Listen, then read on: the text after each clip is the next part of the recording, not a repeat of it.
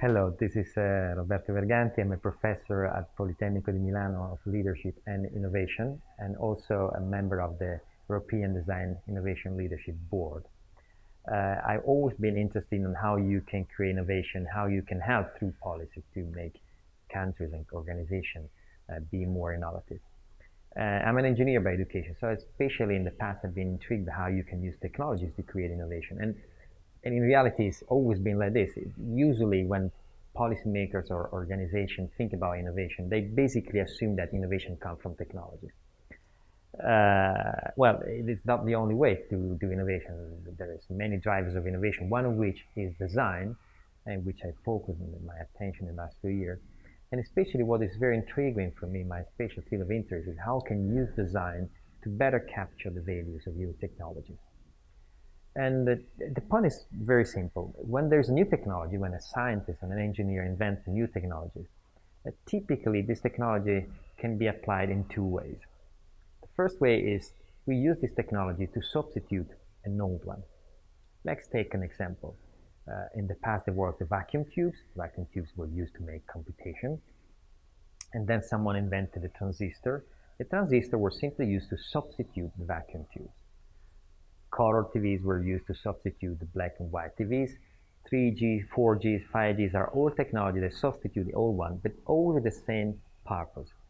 We have a problem, we perform better thanks to the new technology that substitute the old one.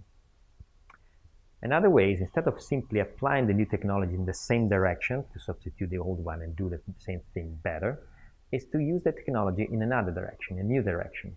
So addressing new problems and creating new experiences. It's not an improvement in performance, it's a change of the performance. Let's take a simple example. When the quartz technology was invented, the first applications of quartz technology in watches was, okay, we have a mechanism, mechanical mechanism inside, we substitute this mechanism with the quartz technology, with an electronic watch, and we sell this watch at a cheaper price. That's the substitution. Same performance, perform better, where better means cheaper.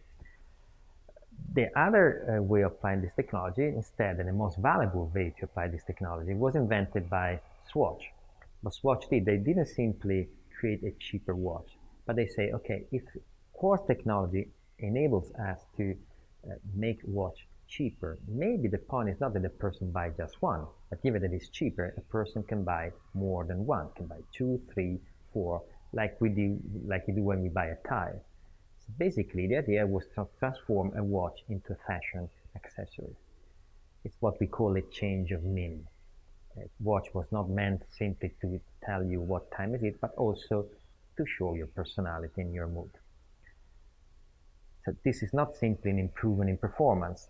Actually, in terms of telling the time, a watch by Swatch probably is not super precise. You don't even see exactly the handles, what time they indicate. But the point is that this technology enables a watch to transform it into a different experience, something that is connected to fashion and accessories.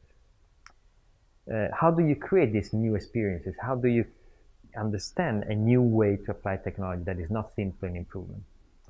You have to create scenarios. And one idea to create these scenarios is to ask the scientists who are developing the technologies also to develop the scenario.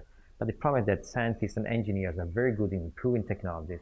They are not trained, and there is not in their capability, the capability to understand how society and cultural values are changing, how people, what people love, or what people could love. Another idea is to ask the people directly, to ask the users. But there is a lot of research that shows that typically users don't have to capture breakthrough change, and especially when there is a breakthrough technology involved, because it's very difficult for them simply to understand what this technology is about. So the idea we had in LTM, this project, was to involve designers into the development of new technologies. Not because the designer developed the technology, this is developed by the scientists, but the designers help the scientists to understand how this technology can be applied in new fields, to find new direction. So this joint work of technologies and designers enabled to capture both the power of technology and what people could love, not simply to improve performance, but to create breakthrough experiences.